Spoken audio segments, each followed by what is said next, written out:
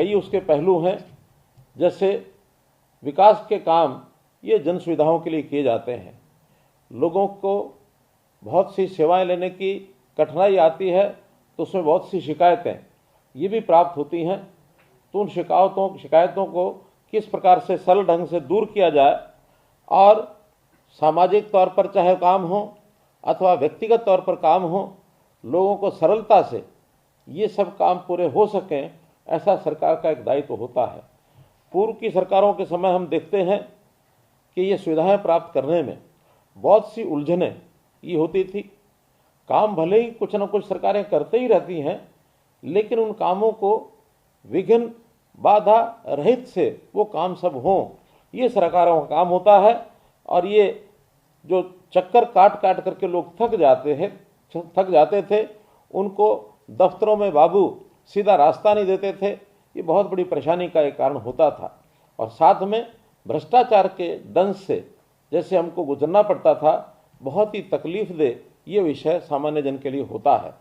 हमने जब से भी सत्ता संभाली है, और विशेष तौर पर मैं उल्लेख करना चाहूँगा, मोदी जी की सरकार केंद्र में 2014 में आई और हमने भी हरियाणा में सत्ता 2014 में संभाली थी। मोदी जी को, क्योंकि ज़मीन से जुड़े हुए नेताओं को सबको बहुत ही इस प्रकार का पीड़ाओं का एक अनुभव होता है। उन्होंने गुजरात में भी लगातार 13-14 वर्ष जो अपना शासन किया, उन 14 वर्षों में जनता की तकलीफ़ों को उन्होंने देखा। और केंद्र सरकार में जब मोदी जी की सरकार के माध्यम से इन तकलीफ़ों को दूर करने के लिए बहुत से ऐसे बीड़े उठाए और उसमें सुविधाएं उपलब्ध कराने की और जो है मुहिम चलाई। उस मुहिम में अंतिम व्यक्ति को किस चीज़ की आवश्यकता होती है, उसकी उन्होंने एक प्रकार से व्यवस्थाएं बनाई।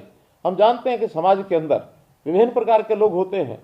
कुछ साधन संपन्न लोग होते हैं, मध्यम वर्गीय लोग होते हैं, कुछ गरीब लोग होते हैं, कुछ इस प्रकार के अभावग्रस्त लोग जिनको कुछ चीज़ों की आवश्यकता होती है। ऐसे सब लोगों को सुविधा से चीज़ें मिल जाएं, इसके लिए उन्होंने सब प्रयत्न किए। आम आदमी की ज़रूरत ये क्या हो, इसके लिए ये कार्यक्रम शुरू किया। हमने भी हरियाणा में अप्रैल 2013 के अंदर जनता को सुविधाएं इस प्रकार के पहुंचाने के लिए अप्रैल 2023 में जन संवाद के कार्यक्रम शुरू किए थे और मैं स्वयं उन कार्यक्रमों में जाता था।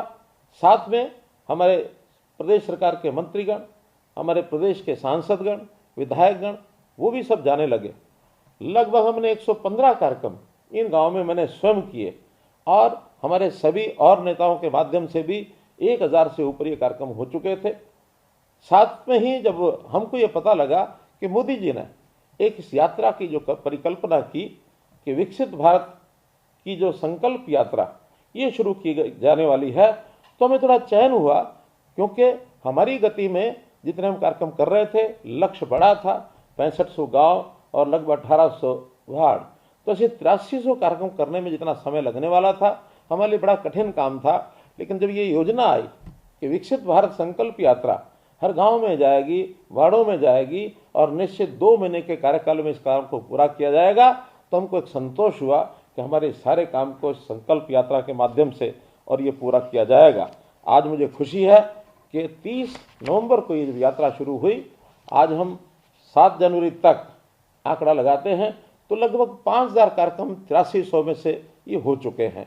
बाकी बचे हुए 3300 जो कार्यक्रम हैं, आने वाली 25 जनवरी तक ये सब काम संपन्न हो जाएंगे, ऐसा मुझे लगता है। आज इस अवसर पर ये जो विकास यात्रा, जिसको हम कह सकते हैं कि मोदी की गारंटी वाली गाड़ी, ये जो मोदी जी की गारंटी वाली गाड़ी गांव-गांव में पहुंच रही है, हमारे बीच में आ रही है और हम सब बड़ी संख्या में वहाँ उपस्थित होकर के और इस कार्यक्रम को सफल कर रहे हैं। मैं आप सब महानुभावों का बहुत ही एक प्रकार से अभिनंदन ये करता हूँ। हमारे इन कार्यक्रमों में सब प्रकार के लोग आ रहे हैं, युवा भी आ रहे हैं, महिलाएं आ रही हैं, किसान आ रहे हैं, गरीब मजदूर, ये सब उसमें आते हैं और अपनी अपनी तरह की जो योजनाएं हैं उसका वो लाभ उठाते हैं। मुझे पता है कि जो सबसे पहले दिन 30 नवंबर को जब यात्रा शुरू हुई तो फरीदाबाद में फतेहपुर बिलोच गांव के अंदर जो इस कार्यक्रम को मैंने शुभारंभ करवाया था, तो उस समय एक ऐसा सरकारी योजनाओं को लाभ लेने वाले जो लोग थे ये बड़ी संख्या में आए लेकिन लगता था कि 25 जनवरी तक पता नहीं लोग कम होंगे ज़्यादा होंगे, एक संशय मन में था। लेकिन आज 38 दिन पूरे होने के बाद और ये जो कार्यक्रमों का मैंने देखा है, यानी अभी तक लगभग इस समय हमारे जो 35 लाख लोग इन कार्यक्रमों में भाग ले चुके हैं और इन 35 लाख लोगों में भी 29 लाख लोग ऐसे हैं जिन्होंने स्वयं संकल्प लिया है, शपथ ली है। तो इतनी बड़ी संख्या में जो लोग आ रहे हैं और अपनी इन योजनाओं का जो लाभ उठा रहे हैं, तो इससे प्रधानमंत्री जी ने किस प्रकार का कार्यक्रम शुरू किया, उनके विजन, उनकी सोच, इसका पता लगता है कि किस प्रकार और गांव में सारे देश भर में नीचे तक के लोग यहाँ उपस्थित होंगे और सब सरकारी योजनाएं, चाहे वो केंद्र की योजनाएं हैं अथवा प्रदेश की योजनाएं हैं, उनका वो लाभ उठा सकेंगे। तो एक बहुत बड़ा कार्यक्रम प्रधानमंत्री जी की सोच का ये हमको दिख रहा है। मुझे खुशी है कि विकसित भारत जन संवाद संकल्प यात्रा ये जैसे सफल हो रही है और आने वाले समय में इस यात्रा के माध्यम से लोगों को हमको मैसेज देना है। मैसेज ये है कि भारत, अपना देश, ये विकसित देशों की श्रेणी में कैसे आए। जैसा हम जानते हैं अभी तक भारत विकासशील देशों में ही आता है। आने वाले 25 साल अर्थात देश को जब आज़ाद होकर 100 साल पूरे होंगे 2047 तक, कैसे भारत देश विकसित होगा, क्योंकि विकसित देश अपने आप में एक पैरामीटर पूरे करते हैं कि वहाँ किस किस प्रकार की आवश्यकताएं लोगों की पूरी हों। कोई भी आवश्यकता जो सामान्य व्यक्ति है, वो अभावग्रस्त व्यक्ति उससे महसूस ना करे उस जरूरत को, उस दिन वो विकसित कहलाएगा। आज दुनिया के लगभग 200 देशों में 37 देश ऐसे हैं जो विकसित श्रेणी में आते हैं। हम अभी 37 देशों से बाहर हैं, लेकिन आने वाले 25 वर्षों में देश के प्रधानमंत्री जी की ये कल्पना है कि हम उस श्रेणी में पहुंच जाएं और हर व्यक्ति को उसकी आवश्यकताएं ये पूरी हों।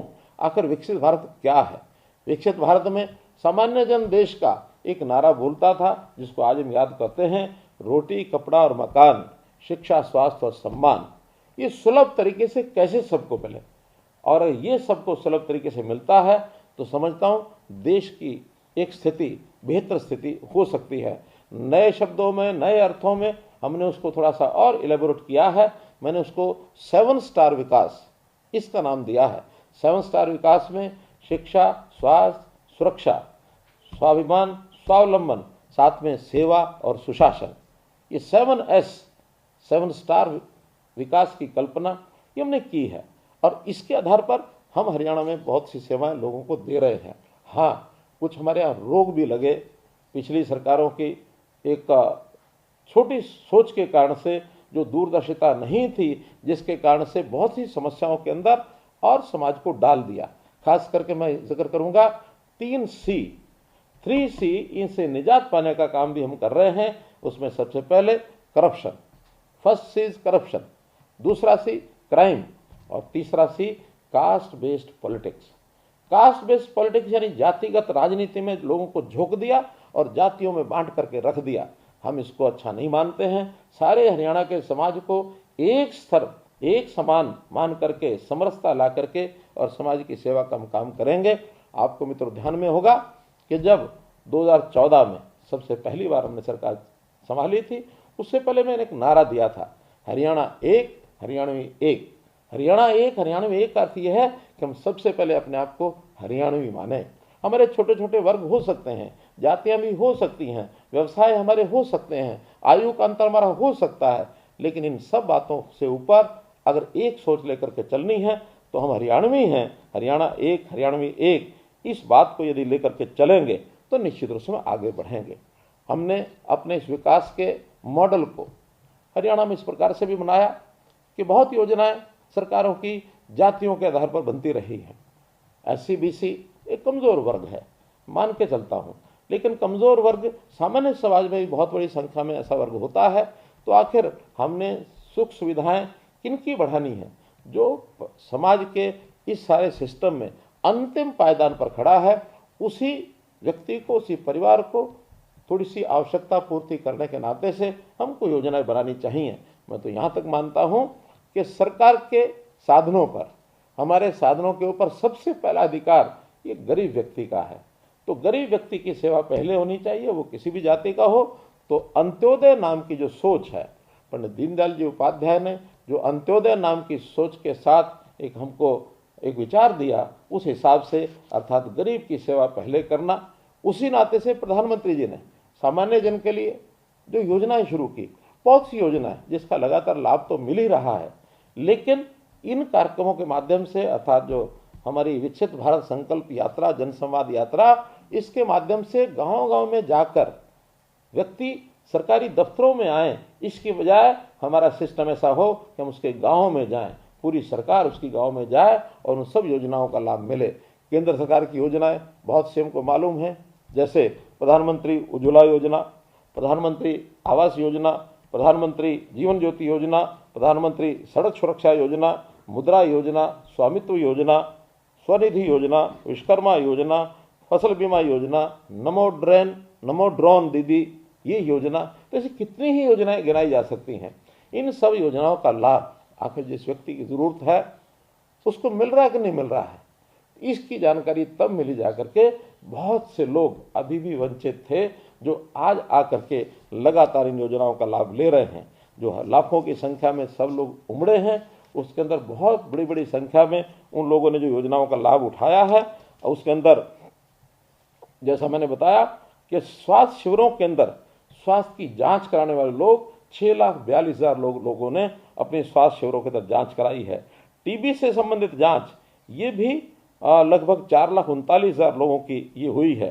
पीएम उज्ज्वला योजना जिसका मैंने जिक्र किया, उसके अंदर भी नए 29,000 लोगों ने रजिस्ट्रेशन अपना कराया है। आयुष्मान के कार्ड 7,35,000 नए आयुष्मान के कार्ड इन 38 दिनों में ये जारी किए गए हैं। इसी प्रकार सुरक्षा बीमा योजना में भी 52,000 लोगों का पंजीकरण हुआ है। चिरायु योजना में 1,10,000 लोग नए ये जोड़े गए हैं। पीएम स्वनिधि शिविरों में भी लगभग 10,000 लोगों को और उनका पंजीकरण किया गया है। ऐसे ही आधार कार्ड शिविर, इसमें भी 9,400 लोग ये नए हैं से मिले, जिनके आधार नहीं बने हुए थे उनके आधार भी बनाए गए हैं। और ऐसे ही सेवा शिविरों में जो परामर्श प्राप्त किया लोगों ने, क्योंकि बहुत सी ऐसी लोगों की समस्याएं भी होती हैं, उनको अपने नए काम भी करने होते हैं, उनको उनकी काउंसलिंग की जाती है, तो ऐसे परामर्श जिन्होंने आकर के लिया है 1,17,000 लोगों ने ये परामर्श आकर के लिया है। हमने हरियाणा में भी बहुत सी ऐसी नई योजनाएं चालू की हैं, जिनको साथ ही साथ उनका भी लाभ इन यात्रा के कार्यक्रमों में हो रहा है। जैसे परिवार पहचान पत्र, इसमें आने वाली कठिनाई इसको भी दूर किया जाता है। लगभग 1,48,000 लोग ऐसे हैं जिन्होंने अपने परिवार पहचान पत्र की कठिनाई के कारण से अपना आवेदन ये दर्ज कराया है। मेरी फसल मेरा ब्यौरा, इसके तहत भी 43,000 किसानों ने आकर के और अपनी जानकारियां उसके अंदर भरी हैं। स्वामित्व के कार्ड 30,322 कार्ड ये भी बांटे गए हैं। हमने इसी प्रकार से मुख्यमंत्री अंत्योदय परिवार उत्थान योजना ये भी चालू की है, जिसके अंदर बैंकों को कहा गया है कि वो ऋण जो है उसका वितरण करें। 13,552 लोगों ने इसका ऋण का भी बांटने का काम किया है। ऐसे ही सैनिक और अर्धसैनिक कल्याण विभाग के जो कैंप हैं, इसमें भी लोगों ने अपनी आकर के शिकायतें दर्ज कराई हैं। 8,059 लोग ऐसे हैं जिन्होंने इसका भी लाभ उठाया है। मित्रों, इन सब योजनाओं का लगातार जो लाभ उठा रहे हैं, इनको इन शिविरों के अभाव के कारण से था यात्रा के जो कार्यक्रम है ये अगर न होते तो हो सकता है शायद इसमें से कुछ लोग वंचित रह जाते। लेकिन जब सरकार घर घर गई है, हमारी वैन वहाँ जाती है, वहाँ स्टॉल लगाए जाते हैं, वहाँ कंप्यूटर की टीम हमारी बैठी है, क्रीड़ा विभाग के लोग वहाँ बैठे हैं ऐसे, और वहाँ हमारे नेता भी सब जगह पहुँच रहे हैं। आज मैं आप सबको सामूहिक तौर पर एक ही स्थान से संबोधित इसलिए कर रहा हूँ कि इन सब योजनाओं का ठीक से आपको जानकारी मिले। तो इस प्रकार ये जो सारा लाभ हम उठा रहे हैं, इस नाते से और भी इन शिविरों में जो जो चीज़ें आपकी आवश्यकता होगी, इसका हम जो है आपको जानकारियां देते रहेंगे। वहाँ पर जो लोग हाथों हाथ योजना का लाभ नहीं उठा पाते हैं, वो अपना आवेदन, अपनी एप्लीकेशन वहाँ दे करके जाते हैं, वो हमारे पास यहाँ पहुँचती है। इनको हम अपने जन संवाद पोर्टल में दर्ज करते हैं, और जन संवाद पोर्टल के अंदर जितने विभाग हैं सबको ऑनलाइन वो शिकायतें, वो आवेदन, वो मांग पत्र भेज दिए जाते हैं। और भेजने के बाद लगातार उनसे हम संपर्क बनाए रहते हैं कि कितने कितने काम उनके पूरे हुए हैं। आज तिथि तक 59,000 आवेदन ऐसे हमारे जन संवाद पोर्टल के ऊपर रजिस्टर हुए हैं, जिसके अंदर लगभग 12,000 ऐसे हैं जिनके काम या तो पूरे हो गए हैं या जिनको जानकारी दे दी गई है कि ये अभी संभव नहीं है। बहुत काम ऐसे भी होते हैं जिसमें कुछ विवादों के कारण से लगातार कहीं पुलिस की इन्वेस्टिगेशन है, कहीं कोर्ट के अंदर कोई केस है, कहीं ज़मीनों के झगड़े हैं, या जो मांग है वो किसी ज़मीन के अभाव के कारण से पूरी नहीं हो सकती है, तो इस प्रकार का उनका निपटारा भी सब हम करते हैं। लेकिन एक एक बात की जानकारी आवेदनकर्ता को हम पहुँचाते हैं, उसको SMS जाता है, उनको टेलीफोन जाता है। लोगों को ये संतोष होना चाहिए कि मेरी एप्लीकेशन के ऊपर काम हुआ है, और यदि हम काम पूरा करते हैं और उनको एक जानकारी हो जाती है तो निश्चित रूप से उसका एक सबको संतोष होता है। तो ऐसे सब चीज़ें हमने जो की हैं, इसका आमजन को बहुत लाभ हो रहा है, चाहे वो केंद्र की योजनाएं हैं, चाहे वो हरियाणा की योजनाएं हैं, और उसमें नई योजनाएं भी क्या क्या हो सकती हैं, खास करके रोजगार के नाते जो नई योजनाएं और लागू हो सकती हैं उसके बारे में भी हम सबको जानकारी देते हैं। प्रधानमंत्री जी ने एक लक्ष्य रखा है कि 2 लाख से अधिक सूक्ष्म उद्योग इनको स्थापित किया जाए और एक लोगों को नए रोजगार के अवसर दिलाया जाए। तो हमने हरियाणा में भी इस प्रकार हर ब्लॉक के अंदर एक क्लस्टर ऑफ इंडस्ट्रीज, छोटे उद्योग, MSME का उद्योग ये वहाँ बने, तो उसकी योजना भी हमने बनाई है। और हमारी जो बहनें हैं, विशेष तौर पर सेल्फ हेल्प ग्रुप, स्वयं सहायता समूह, इनके माध्यम से उनको रोजगार मिले। देश भर में 2 करोड़ बहनों को कैसे लखपति बनाया जाए, ये प्रधानमंत्री जी का टारगेट है। हमारे यहाँ हरियाणा में भी आज लगभग 65 लाख बहनें ये इन स्वयं सहायता समूह के साथ जुड़ी हुई हैं। इनके साथ, इनके माध्यम से उनको बहुत बड़ा आय का एक स्रोत बना है। अपने छोटे छोटे उत्पाद बनाते हैं, उनको मेलों में, बाजार में, या जहां आवश्यकता होती है वो लोग अपने स्टॉल भी लगा करके बेचते हैं। इन सबको व्यवस्थित तौर पर इनका सामान सेल्फ हेल्प ग्रुप के माध्यम से जो बनाती हैं बहनें, सामान की बिक्री हो। शहरों के अंदर में योजना बनाई है कि साझा बाजार ये बनाया जाए, और साझा बाजार में हर शहर के अंदर कुछ दुकानें ऐसे सुनिश्चित करेंगे कि जो आवश्यकता पड़ने पर किसी भी सेल्फ हेल्प ग्रुप को अपनी बुकिंग करके वो महीने में 1 दिन के लिए, 2 दिन के लिए, 3 दिन के लिए, क्योंकि उनको मैं मानता हूं कि इतना सामान नहीं होता कि पूरा महीने का महीना उनको खोल के रखना है।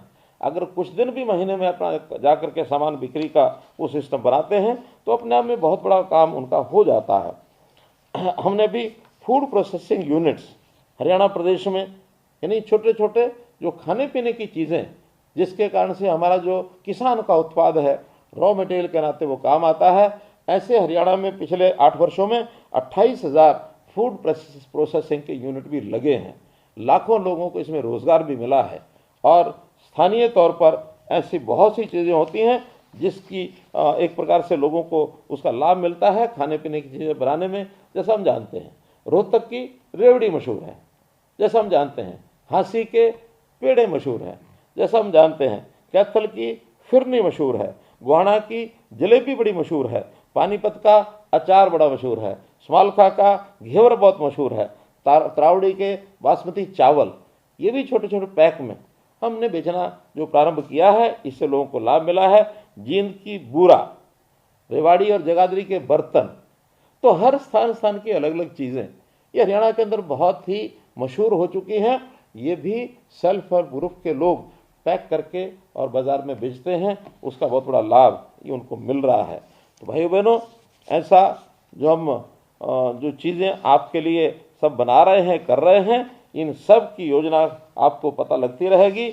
हमने पिछले दिनों के अंदर ग्रामीण क्षेत्र के अंदर जल से नल जो प्रधानमंत्री जी ने योजना चलाई थी, हर गांव के अंदर नल से जल ये पहुंचाया गया है। फिर भी बहुत परिवार ऐसे रह गए थे, और इसके जो कनेक्शन का एक प्रकार से रजिस्ट्रेशन अभी जो लोगों ने कराया है उनको बहुत जल्दी उसके कनेक्शन मिल जाएंगे। बहुत लोगों के पिछले वर्षों के बिल पेंडिंग थे, पानी के बिल अभी हमने कुछ दिन पहले ही योजना बना करके 1 साल का जो पिछला बिल है गरीब परिवारों का, खास करके अनुसूचित जाति के परिवारों का 240 रुपया ही केवल लगेगा, चाहे वो हज़ारों रुपये बाकी हो, सब माफ़ कर दिया है। ऐसे ही अदर देन शेड्यूल कास्ट, अनुसूचित जाति के अतिरिक्त बाकी परिवार हैं, उनका अधिकतम 480 रुपया साल का ही देना होगा, इससे अतिरिक्त नहीं देना होगा। ऐसा हमने 372 करोड़ रुपया मूल राशि, उसका ब्याज, पेनल्टी, ये सब माफ़ कर दिए हैं, ताकि हम बहुत कम राशि दे करके अपने बिजली के बिल को, कनेक्शन को रेगुलर करा सकें, ताकि आपको पिछला बकाया न देना पड़े। और ये राशि भी यदि तुरंत एकदम न दी जा सके तो अगले 1 साल में महीने के महीने हम बांट करके 12 किस्तों में इसको जमा करा सकते हैं। तो मैं यही कहूँगा कि आज प्रधानमंत्री जी का वो जो स्वप्न है, उस स्वप्न को पूरा करने के लिए ये जो यात्रा है जिसको हम सफल कर रहे हैं, इसका लाभ हम सबको हो।